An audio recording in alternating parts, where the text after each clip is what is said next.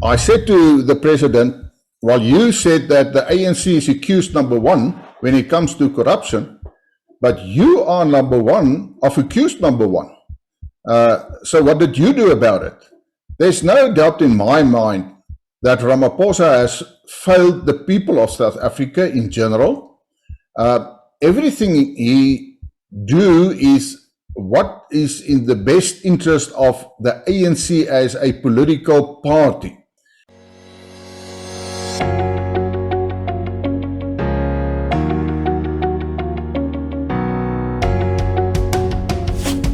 Hello, my name is Donald Edward Zuma, and you are watching WorldView. At WorldView, we explore everyone's perspectives on all things that can broaden our worldview. Today we're talking with Dr. Pieter Groenewald. The leader of the Freedom Front Plus, Dr. Groenewald is a seasoned politician who has served as mayor in 1988 of Stilfontein and who became a member of parliament in 1989. Excuse me. In Parliament, he has served as chairperson for the Portfolio Committee on Defence from 1994 to 1999. In addition, he has served as a member of the provincial legislature in the Northwest Province for 2 years, 1999 to 2001, and thus he has experience in all three levels of government. Doctor, welcome to the show. Thank you very much, and I appreciate the opportunity. So, Doctor, it seems like the ANC never fails to test the limits of what it is to be useless. They have failed to register 15% of their councillors for the next local election. I know there's an ongoing court case, but correct me if I'm wrong, I believe they will lose that. It seems like there's no justification for prolonging the registration. Well, I'm not so sure about that. Yeah, unfortunately, as you know, the process has opened again. The Constitutional Court in South Africa determined the first election date, or can I say when it was published in the Gazette as unconstitutional. They didn't give the reasons. We didn't receive the complete Constitutional Court papers yet, so they didn't publish it. So we don't know why they have declared the first proclamation as unconstitutional. So there will be a new proclamation. And yes, the Electoral Commission has started the new line, can I say, where parties have to comply to. I know, as you said, there's now a court case. The view from the Freedom Front Plus is that we are not so sure that the parties who is contesting the fact that the lists are open again will be successful. I hope they are successful, as much as I wish that the ANC will not be permitted to re-subject or submit their candidates, but we're not so sure about that. But in a hypothetical, let's say they lose that court case, would it be absolutely devastating to the ANC? Would they potentially now go below 50% in the next local election? Yes, there's no doubt about it, because in 95, can I say, municipalities, they did not submitted their candidate lists. And if you look at the electoral system in South Africa, that means that they will lose, or there's actually no way that they will be able to get the majority in those municipalities where they did not submit their candidates. So it will be devastating. I think even if the court agrees that they can resubmit, I still think they're going to have problems, because the ANC as a political party is in disarray. It's faction fighting. They don't have the funds anymore, which they were used to. And I mean, last weekend, it was Saturday, at a meeting with the branches, they started shooting each other, and 3 people were killed. So where was this? This was last Saturday in KZN. Wow. Yes, I mean, you must remember, in South Africa, if you can be a candidate, you are assured of an income, and therefore they are willing to kill each other to get onto the lists. So it sounds can I say, ridiculous, but that is unfortunately the truth. Is it possible that not only the ANC is looking at defeat, but maybe they will potentially completely disintegrate because they don't get the funds they need, and because of party infighting, that the party will split up before they actually lose an election? Well, I hope so, that they will split up, because in South Africa, if you look at a national level, for instance, there's not one opposition party who on its own will be able to win the ANC in an election, but a coalition of opposition parties. It is possible then to ensure that they are not in government anymore, and that will be enhanced by the fact if they split again. Because, again, coming back to our proportional electoral system, that will be the ideal situation where opposition parties would be able to form a coalition because of the fact that the ANC won't get 50% and more of the votes. Yeah, let's hope that happens. But and one area where the governing party really comes up short is policing. And as a member of the Parliament's Committee for Police, what is your opinion on the state of South Africa's police? Well, I must be honest, it's a pity that I must say that law and order in South Africa, as far as crime is concerned, is a real crisis. I mean, just to take an example, the murder rate, or the world average for murder, is 7 per 100,000 of the population. In South Africa, it is 36 per 100,000 of the population. And if you look at the criminal justice system in South Africa, we have many problems. To give you one example, the forensics laboratories of the police, there's a backlog. And if we only look, for instance, at gender-based violence in South Africa, those DNA samples, we have a backlog of almost 200,000 samples. That means that there are victims of gender-based violence, women and girls that has been raped, and the perpetrators are still outside and waiting for more than 2 years to get the DNA test to ensure a successful conviction. So wow. You can imagine yourself. So unfortunately, when it comes to the police services in South Africa, we have many problems. And what is fundamentally the problem? Is it because policing is too centralized, that it's in the hands of the Pretoria government and not in the hands of a local government, local municipal level? There are various reasons for that. Firstly, it actually started in 2000 when the governing party, the ANC, started to appoint the National Commissioner of Police, not as an experienced police person, but political appointments. In 2000, we had Jackie Celebi. He was a diplomat, never been in the police services. He became the National Commissioner of Police. He didn't know what to do. In fact, he ended up in jail. The second was Becky Cele, also a politician, was never a police person, and he had to leave the position because of allegations of corruption. The second one, around about 2013, was Ria Paihega. She was a social worker, never been in the police services, and since, and I can say from 2000 to end of 2017, we had police commissioners who had no experience as police men and women. Only by the end of 2017, November 2017, they then appointed an experienced commissioner of police, the President General Sitole. And you can think for yourself the decay in the police services as the national commissioner who doesn't want or doesn't know what to do. So that's one aspect. Another reason is because of affirmative action And if I refer to affirmative action, unfortunately, positions that has been given to people, promotions, the management, the top management of police services, were not based on merit, was not based on experience, but on who do you know, are you, or do you have the right political connections?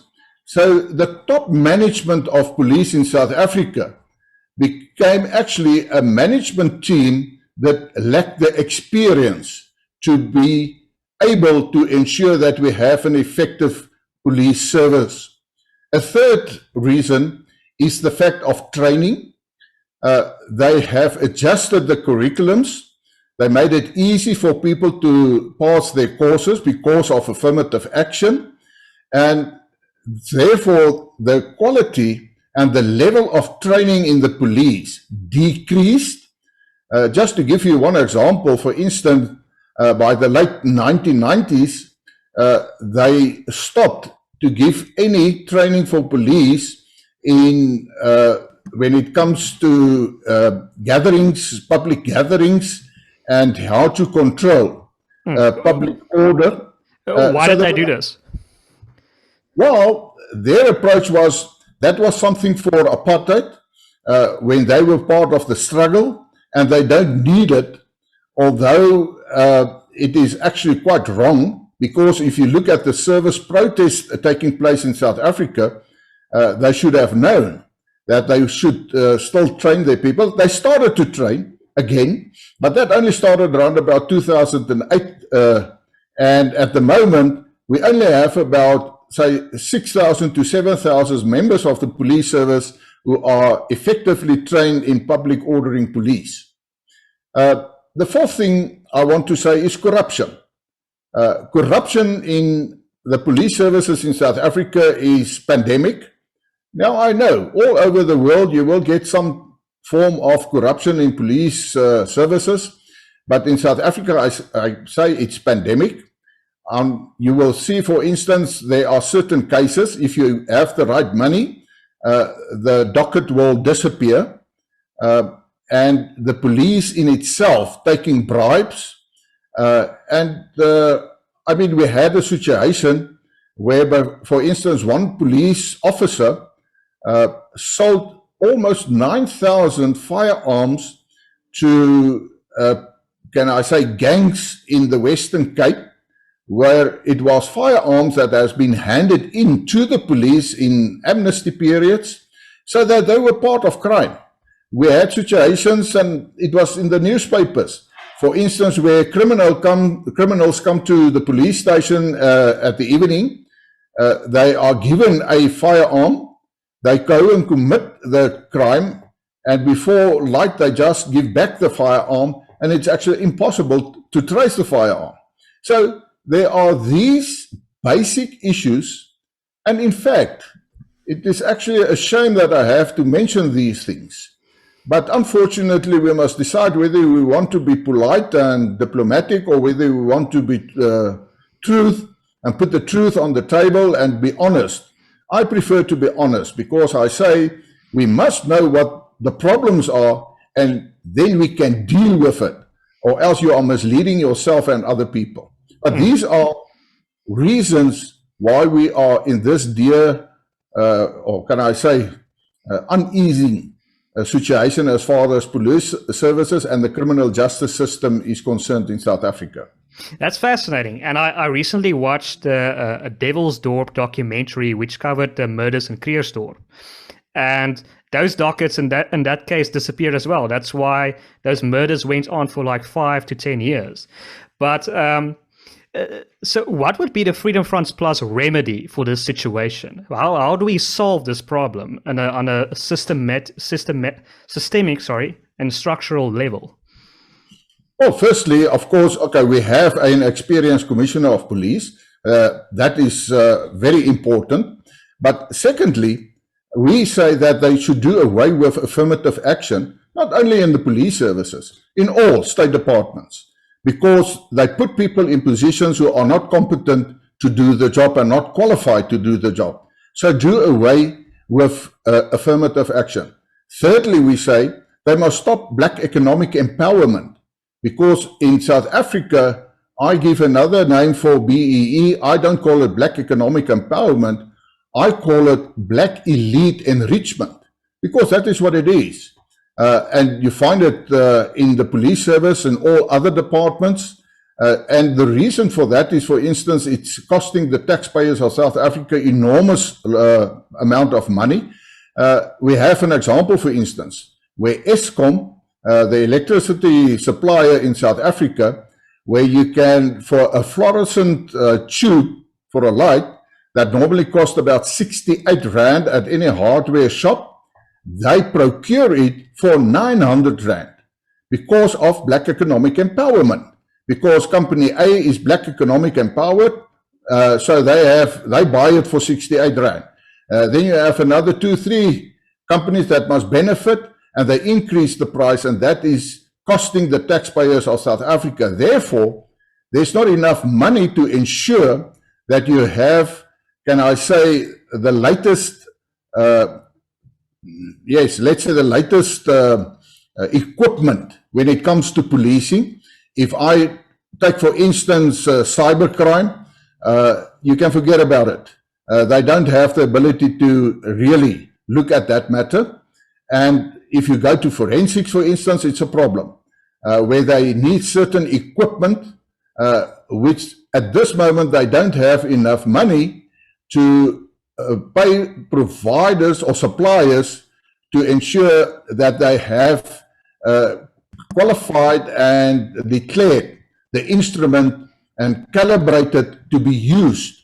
So to say what we suggest should be done, and I've already said that a couple of times, ensure that you have competent people, ensure that you do away with affirmative action, ensure that you stop black economic empowerment, and then you must look into your training curriculums and ensure that the standards set by those training courses are of high standard, so that you have to ensure that the best of the applicants can become a member of the police services. If they only do those few steps, there will be a huge improvement. And I love that, black elite enrichment. But but just to be clear, the Freedom Front Plus is not in favor of sending police to a federal or a local level. I believe the DA is in favor of that. The Freedom Front Plus is? No, we're also in favor of say that you have to decentralize the police services. For instance, we feel strongly that each province, for instance, like you get in other Western countries, in the United States, like for instance, the sheriff and all that sort of people, as far as I know, they get elected by the people to ensure that they do their work. So I know, for instance, the UK, I went on a study tour there, that the people elect an experienced person to be the provincial or the regional commissioner of police. And that's what we should have in South Africa as well.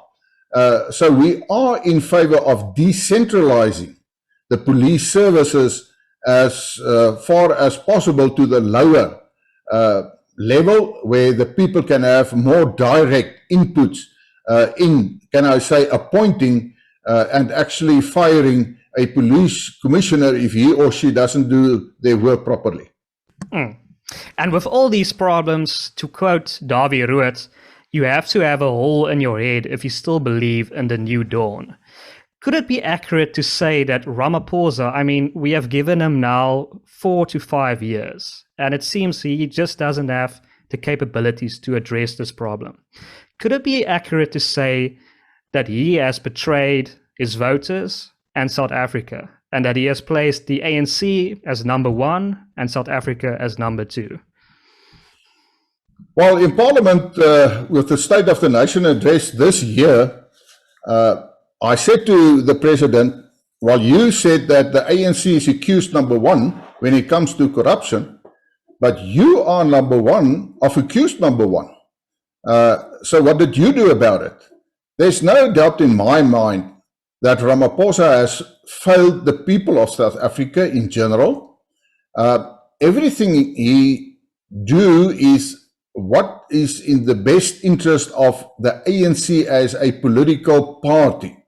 And he himself said that he would rather be an unpopular president, but he will ensure that his acts are always in the best interest of the ANC. So we have a president that openly said, well, you as citizens of South Africa, you're not my priority number one. The ANC is more important than you are. The irony of the fact is that he has trouble in his own party. Some of his loyal supporters in the ANC, members of parliament, came to me and said that even they can't stand the undecisiveness of the president to take bold steps. So in that sense, if I can go and see what he had said to the Zondo Commission, and the Zondo Commission asked him, why didn't you act? And he said he had a choice. He could act, but then they would have axed him as a president, but he had to manage the situation so that he can still be the president. Now, if you look at those words, in fact, in the end, I make the statement to say, yes, he said that he will do everything in the best interest of the ANC. I want to make the statement, Cyril Ramaphosa will do everything only in the best interest of himself, namely Cyril Ramaphosa. And there's probably a sort of an irony here that by putting the ANC first, he's struggling to keep the ANC together because the South Africa is more and more not voting for the party because they're seeing what is happening. So ironically, it's not putting the ANC first is leading to the ANC, by putting the ANC first, it's leading to the ANC falling in the polls. Yes, of course, you're quite right. That is an irony in the whole matter. We will see what will happen with the coming election, but you must also remember that we are in Africa. In Africa, politics works a bit different, and I always say if you want to be a politician in South Africa, you must understand Africa, or else you will not survive. The fact of the matter is that, and I put it simple, in Western democracies, if the voters are not satisfied with a governing party, then they change their vote and they vote for some other opposition party. In Africa, that does not happen easily. What happens in Africa is that the voters stay away from the voting polls. They do not go and vote. So that makes it a different. And therefore, I said when we started this conversation that there is a possibility, because of our electoral system, that it is possible to beat the ANC in a, can I say, opposition coalition government at the next national and provincial elections as well. There will be, for sure, many municipalities in this election that is going to take place on the 1st of November in South Africa, where the ANC were the governing party in those municipalities, and they will not be the governing party after the 1st of November. If we can move this discussion to the Western Cape, the Freedom Front Plus recently came out in favor of Cape independence. How does the Freedom Front Plus strive to be competitive to the DA in the Western Cape? How are they planning to campaign for Cape independence? Well, firstly, if you look at Cape independence, the movement as such, which is actually the whole people initiative behind that is the Cape Exit people. We say that is in line with our policies and our mission. We use the word self-determination. So it's modern. Self-determination in Western politics, in world politics, is actually the spearhead of international politics. So yes, if you talk about an independent Western Cape in the end, we say it is in line with our mission as a party that believes in self-determination. When it comes to the DA, we say that we don't want the ANC to take over government in the Western Cape. The DA has been there for many years now, but we say that we have to improve government in the Western Cape and asking the voters to vote for the Freedom Front Plus so that we can force the DA to form a coalition with the Freedom Front Plus. Because then, in a coalition, we can bring in those issues we think, for instance, is in the best interest of the electorate and the people of the Western Cape. And we believe that that is possible. It looks good if you look at what is happening in the Western Cape, specifically when it comes to the brown people, which is the majority in the Western Cape. We are going to have some surprises when it comes to the candidates one of these days when we announce them. And I'm quite hopeful that it is possible so that we can improve further service delivery. But I want to state it very, very clearly. We don't want the ANC or the EFF to get into power, but we can form a coalition that can improve services as far as the Western Cape is concerned. So the aim is to put pressure on the Democratic Alliance in that sense. But is the Freedom Front Plus still in favor of a Volkstaat? I believe that's one of the prime reasons for the creation of the Freedom Front Plus. Well, it depends what you mean by a Volkstaat. It's a very old term. We are in favor of self-determination, modern self-determination. I always say that I refer to Professor Samuel Huntington. He wrote a book, The Clash of Civilizations, in Remaking the Third World Order. And he clearly stated, and that was written in 1994 already, he clearly stated that in future politics, the minorities in the world will have to be protected against the tyranny of the majority.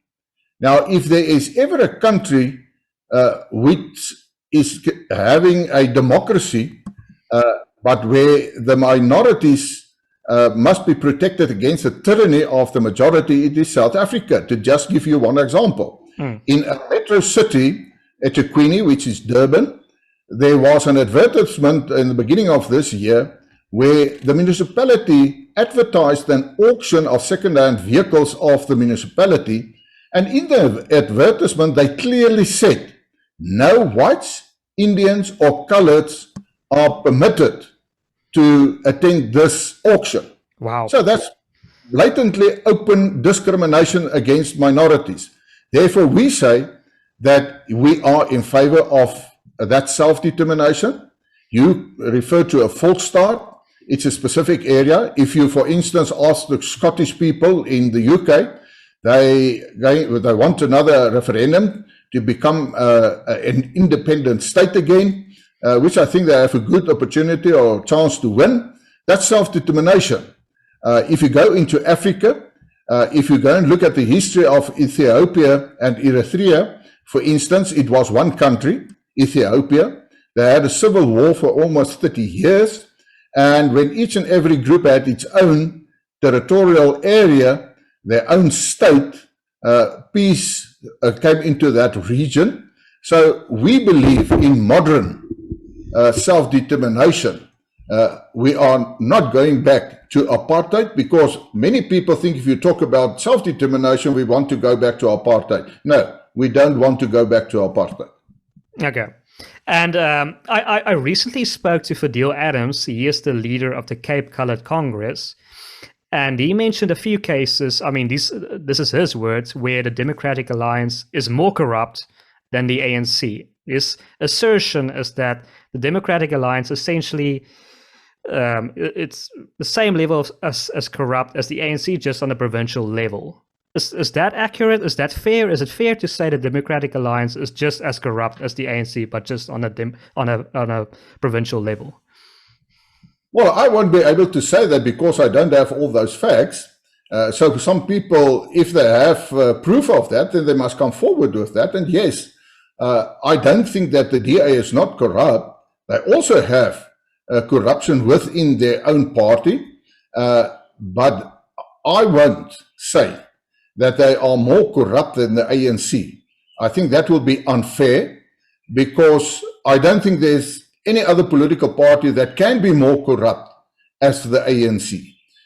So I will not agree with that, but to say that they are not corrupt is also wrong.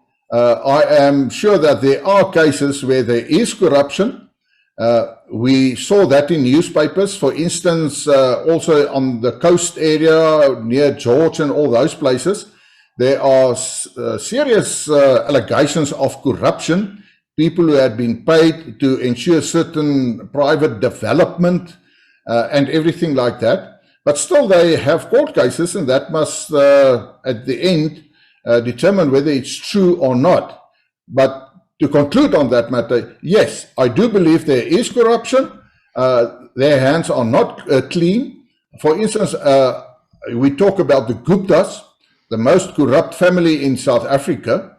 And I said in Parliament once that Helen Zille, the previous leader of the Democratic Alliance, she's on record where she said that the best breakfast she ever had in her life was with the Guptas. So she wined and dined with the Guptas and had breakfast with them. At one stage, it was also said that they received some donations from the Guptas. Yes, the DA said that they paid it back, but we don't have proof of that. We have new legislation in South Africa now, who started the 1st of April this year, where the Freedom Front Plus played a major role in amending the Party Political Funding Act, so that any donation more than 100,000 rand must be publicized and the donors must be known and everything. So that is a huge improvement to ensure and to see who gives what amounts of money to which political parties and whether those parties are in government. And that's probably also another reason to vote for the Freedom Front Plus in the Western Cape, to keep a check on potential corruption of the Democratic Alliance. There's no doubt about that. That is one of the most important roles we will play, even as opposition party. I mean, that's part and parcel of opposition parties, but there is a difference in the sense that if you are part of the coalition, you have more access to what is really happening with certain, can I say, suppliers, the contracts. It's not as simple to say, but you are an opposition party because you don't always have access to all the information when, for instance, you are part of that coalition government. So yes, we will play a major role in that sense to ensure that if there is any corruption, that we will be able to expose that and stop it. If we can pivot to the National Party and apartheid, an excuse that is often drudged up by the ANC to justify or excuse their failures, I would love to hear your opinion on this issue. Roelf Meyer and Ramaphosa were the chief negotiators behind the scenes for before the first democratic elections. And it is a common conception that Ramaphosa het vir hom ore aangesit, that Roelf Meyer was taken for a ride. Do you believe that was the case? And if Roelf Meyer was a stronger negotiator, things would have been better in South Africa today. Apparently, this is a rumor that President de Klerk was quite angry with him, that he made too many concessions. Well, there's no doubt about that Roelf Meyer he gave over. He actually hands-opped as far as the ANC is concerned. But he was only a pin in the whole game. I blame the whole Nationalist Party. And I blame F.W. de Klerk and the whole cabinet of the Nationalist Party for the situation we are in at today. But as I also say that the Freedom Front Plus believe that we should not start to fight for a better past, we must start to fight for a better future. But history is history. The fact of the matter is that F.W. de Klerk and the Nationalist Party created the impression that they had no choice.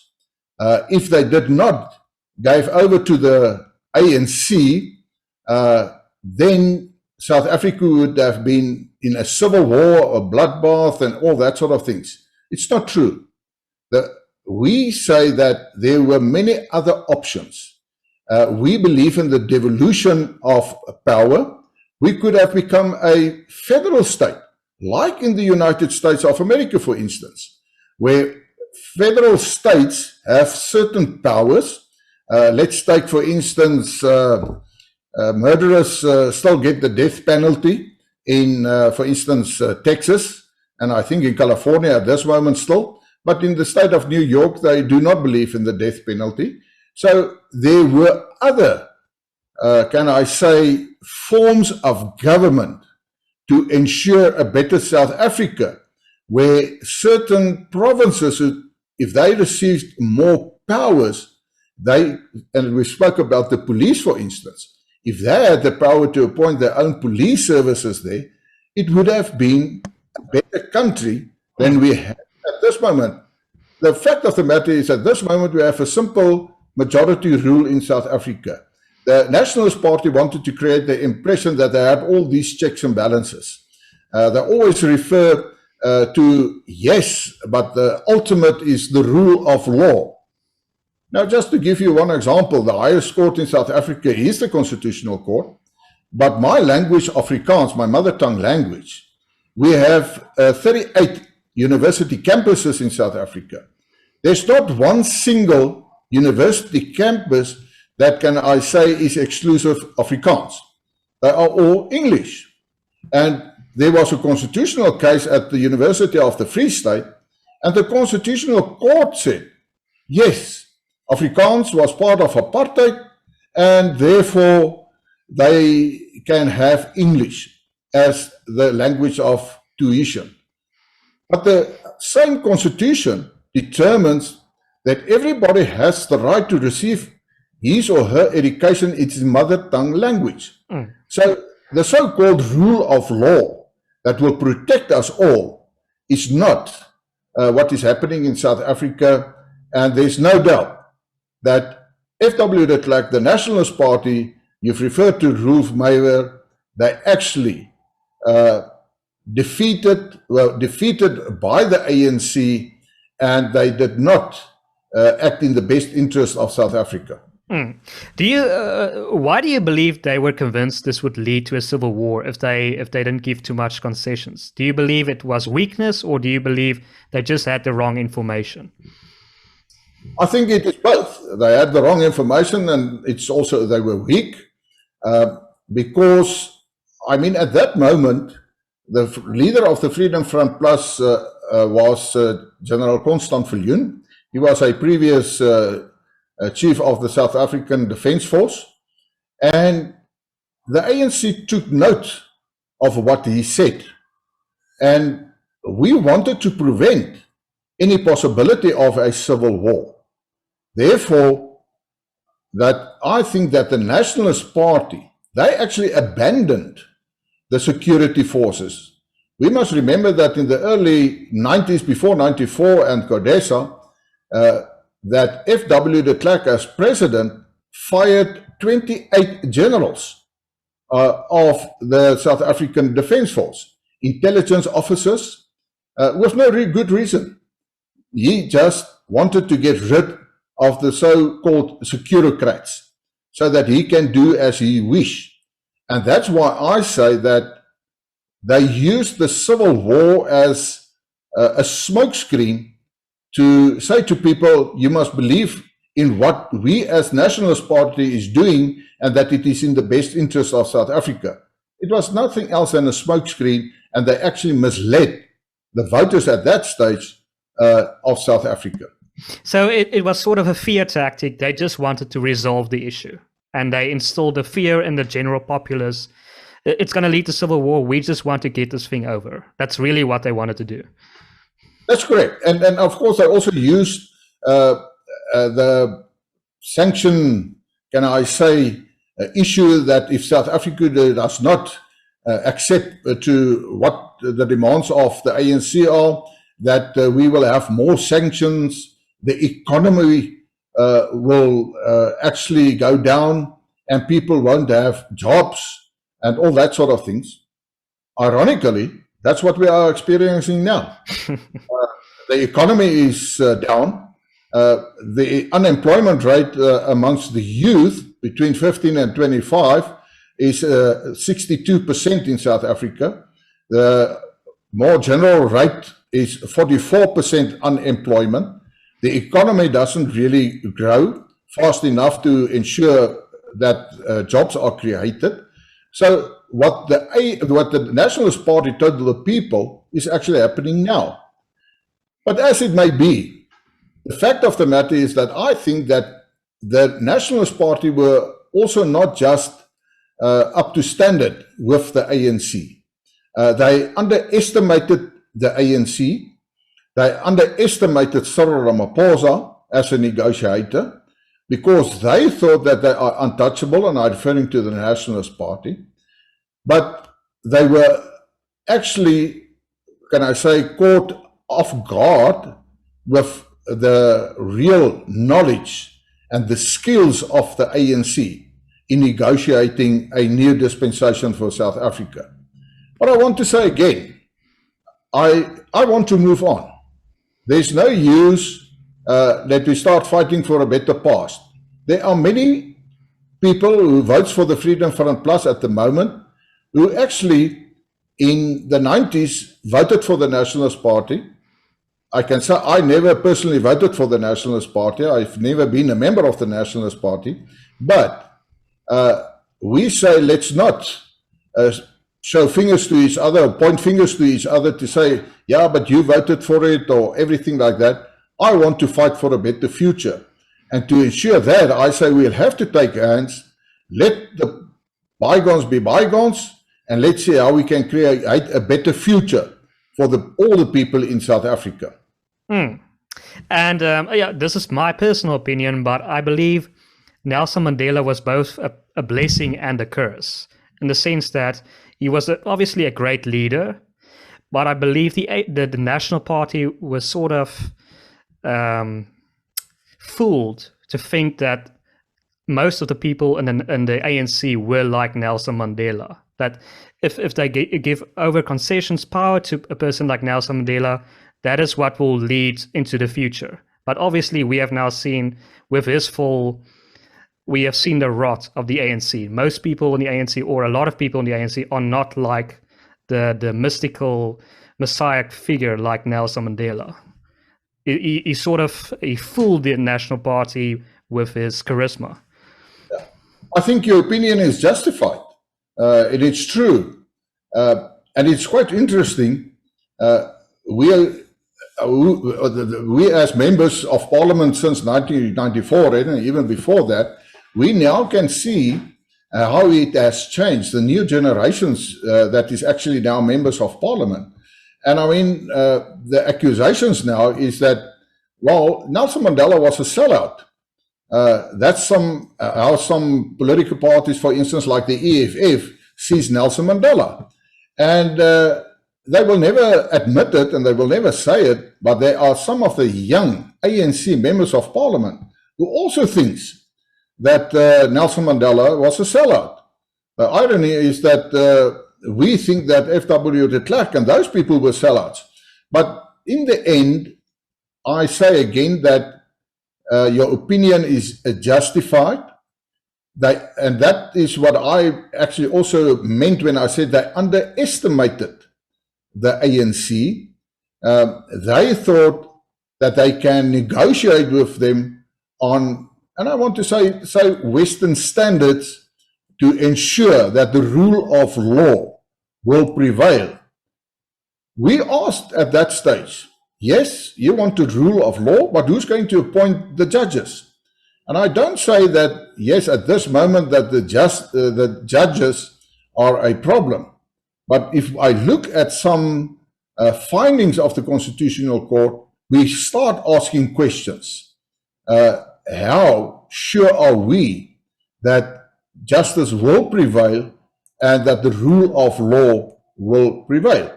We had some situations. Let's take Zuma, for instance. His jail sentence, as far as the Constitutional is for contempt of court, we didn't know whether it was going to happen. So yes, the fact that they sent him to jail is positive, and I said it was a victory for democracy, constitutional democracy. But coming back to your point, I agree with you that they didn't think ahead, they didn't think into the future, they only think on the short term as far as the negotiations are concerned. And we see that at the moment we're at a process where there was an attempt to amend the constitution when it comes to expropriation without compensation. Luckily, the ANC does not have a two-thirds majority. And luckily, the EFF had some problems with the ANC, or else they would have had a two-thirds of majority. And I mean, there are real serious matters in the constitution that can be changed and amended by a two-thirds majority. And I'm coming back to affirmative action again, I'm coming back to black economic empowerment. Those are actually nothing else than racist, discriminatory actions. Do we want to go back to apartheid? Do we want to repeat the mistakes of the past? I say in South Africa, we have really good people who are highly qualified. They should take the best people with the best qualifications to build South Africa. I mean, it's sad to see that South Africans, for instance, young people, they left South Africa. And then in certain companies, they become the senior management. They are, can I say, creative. I know about a young South African, when it comes to solar panels and everything like that, he went to the government and said, can you please assist? I want to create jobs. And because of the fact that he was white, they said no. They will never admit it, but we know that is what was said. He left South Africa, he went to Germany, and now we're importing those same solar panels from South Africa. So that is really a sad story. And ironically, in the 2019 election, Cyril Ramaphosa said he wished he could tie the white young people to a tree so that they cannot leave South Africa. And I said to him, did you ever ask yourself, why do the young people leave South Africa? It's because of your policy of affirmative action. And on the issue of selling out, what you said that the ANC or some members of the ANC and the EFF believe that Nelson Mandela sold out. These same members would also sometimes say that the National Party, in excuse of the ANC's policies, were just as corrupt as the ANC currently is. Is that an accurate assessment to say that the National Party were just as corrupt as the ANC? No, it will not be correct to say they were just as corrupt as the ANC. And I want to emphasize it again. You will get no political party pre-1994 and even post-1994, if I can put it that way, who is as corrupt as the ANC. It is a pandemic. The corruption, and I mean, we're talking of billions of rands here. But I don't think that you will easily get a government in the world where you won't find any corruption. All governments do have an element when it comes to civil servants and corruption. And yes, there was corruption in the Nationalist Party. But we must remember that when they were caught out, they went to jail. And I have some examples. There was Mr. Henny van der Walt. He was the MP that was sentenced in 1988 to 10 years imprisonment because of 15 counts of theft of 800,000 trust money. We had a Leon de Beer, a former Nationalist Party MP, who were jailed in 1989 for 2 years on 70 counts of electoral fraud. And then we had another guy, Pieter de Pontus, also an MP. He was fined 35,000 rand for fraud. But then they had a former minister, a Minister Pieter du Plessis. He was a former cabinet minister, received a 9-year jail sentence in 1993 for 17 counts of fraud involving 30 million rand. Now, if I can take that as an example, 9-year jail sentence for 30 million rand and he went to jail. The fact of the matter is that at this moment, we have no minister who went to jail for any fraud. Let's take our latest issue on the previous Minister for Health, Dr. Mkhize, where it is now quite clear that he personally benefited from companies that were supposed to do some communication work for them. So there you can go to many departments, but the minister, at this moment, no one went to jail. So to say it is just as corrupt, or the National Party was just as corrupt as the ANC is, I deny that. It's not true. And the big difference is, in the Nationalist Party, when they were caught with corruption, they went to jail. And I'd very much like to see that happens with the ANC at the moment. So relatively speaking, the ANC is much more corrupt than the National Party ever were or was. But just to use one example, I recently read a story of Guy Strydom, the former Prime Minister during Apartheid. He used to borrow money from the state to pay his posts that he sent out. And at the end of each month, he paid these few cents back. I can't imagine a president of South Africa or a minister doing that same level of devotion of paying back state money for such a small amount. I mean, yeah, but well, as I said, yes, I think it depends how far back you want to go into history. And yes, of course, you will get certain situations like that. But I want to emphasize it. We're not talking about millions here with the ANC. We talk about billions. And I want to say that it is actually common knowledge that people in South Africa, when they started with funds, for instance, with the COVID-19 pandemic, I personally warned and I said, and they've referred to 500 billion package to assist, and I said, and how much of that 500 billion will go to the pockets of individuals? And at this moment, the special investigating units and all other investigating institutions, they're talking about at least 40 billion at this moment when it comes to protective clothing or private protective, can I say, procurement for the pandemic. So again, yes, and I say again, I don't think you will get a government or in the history of any, can I say, country, that you will say that this country never had a situation of corruption. But surely in South Africa, we never had the corruption that we have at this moment.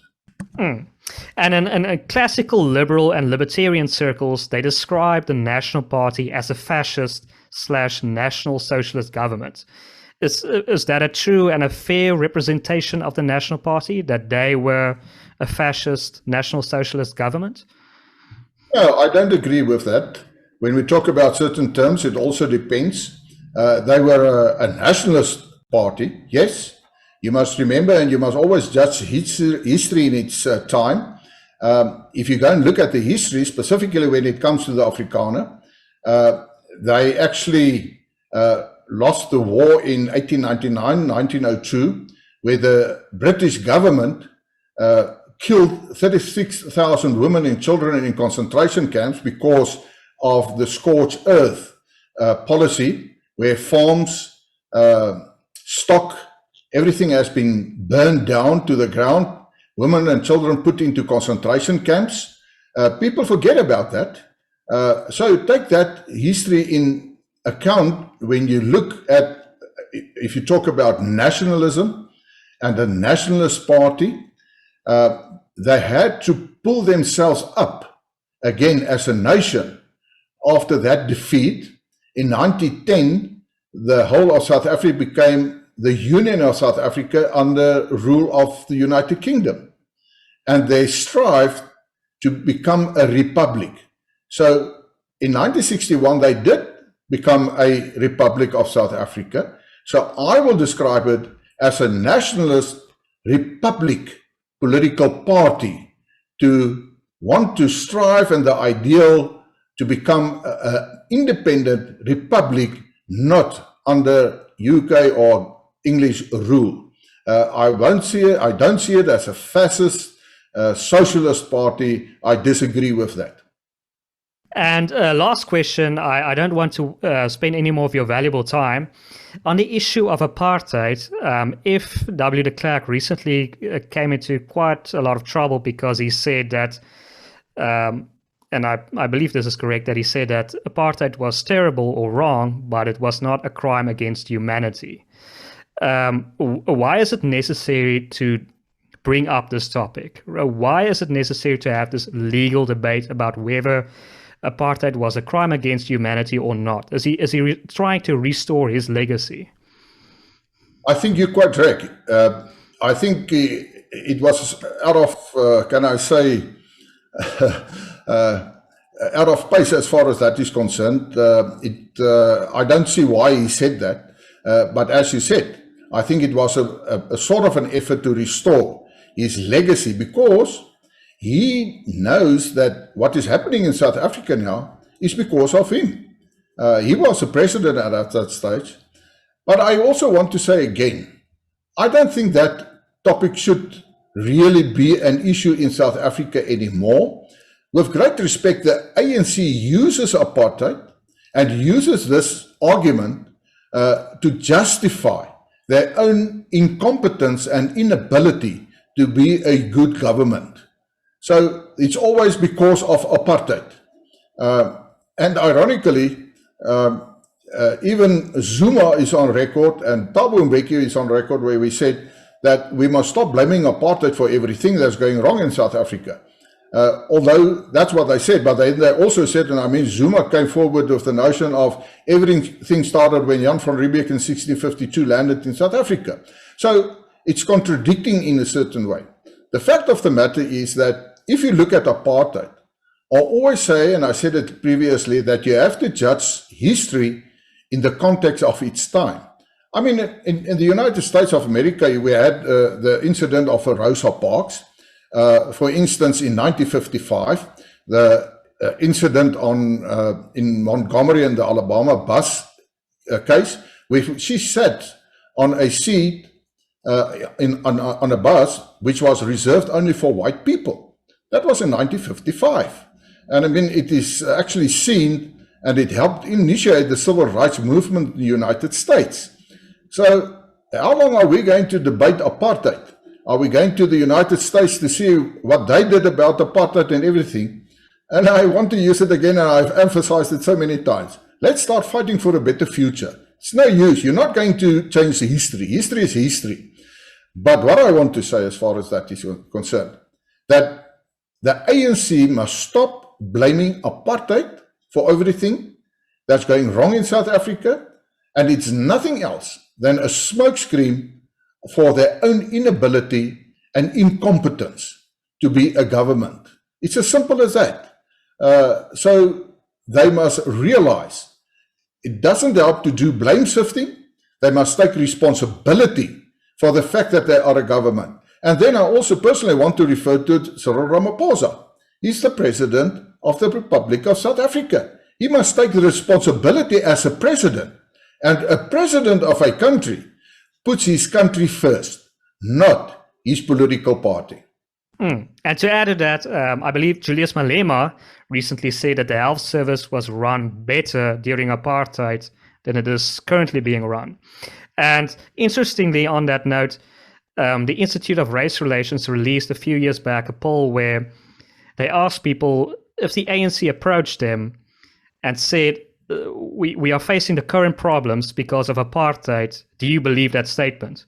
And I believe about 90% of people said, that's including black, white, Indians, said they don't believe that statement when the ANC says apartheid is responsible for today's problems. So it's optimistic on that note, that people are not buying their message. You're quite right. And I mean, there are many people, if you talk to them, ironically, they said they wish they can go back to apartheid. for whatever it might be. But many people, especially if you go to the roots level of the people, they said, well, we had better circumstances in our townships and everything when we were still under the apartheid regime. But the fact of the matter is that when they vote, the question is still, will they change their vote for other political parties, or will they just stay away? On the subject of apartheid, I always say that we are still too close to apartheid. 26 years in the life of a individual or a person is quite a couple of years, but in the growing and, can I say, in the history of a nation, it's not very long. So what the ANC really do is when it comes to election, and we have a system, they call it HOP houses, where the government give people houses, millions of them. And the only thing they do is they say, well, we're going to take your home away and take it back and give it to someone else. You must remember in South Africa, at this moment, we have more than 18 million people who receive some or other form of social grant. They go to the people and say, well, if you don't vote for the ANC, we're going to take away your social grant. And that's actually nothing else than intimidation of the voters. And we have to overcome that so that the mass electorate can understand that they will not take away your social grant. They will not take away your house. You can vote for another party. But as I said, that's a challenge for all opposition political parties in South Africa. And I do believe in the end, we will win that battle. And just for our viewers, neither I nor Dr. Groenewald or the Freedom Front Plus is in favor of going back to apartheid. We're just illustrating that nothing is ever black or white. But thank you, Doctor. This has been a fascinating, interesting conversation. I want to give you one last opportunity to add, plug, or say anything that you want to. Donald, thank you again from my side. Thank you for this opportunity. I want to say that the people of the world must understand. I am an Afrikaner. I am proud who I am, and I do not believe in apartheid. I do believe in justice, and I am here in South Africa to stay. I always use the example to say, there are people to say that we must just stand back and South Africa will go down the drain. My answer to them is, no. If you're a big tree in a wood and the wood is on fire, don't think that you're not going to burn. Because you're a big tree, maybe you're going to burn more than the other bushes in the wood. Therefore, we are here. We are going to ensure that we create a future for our children. And I, as leader of the Freedom Front Plus, as long as I will be able to do that, I will vigorously ensure that there's justice for all the minorities also for the future. Well, thank you, Doctor. A very powerful symbolic message there. And to our viewers, if you've made it this far, please consider liking this video, sharing it as widely as possible, and subscribing to our channel. My name is Donald, and this has been WorldView.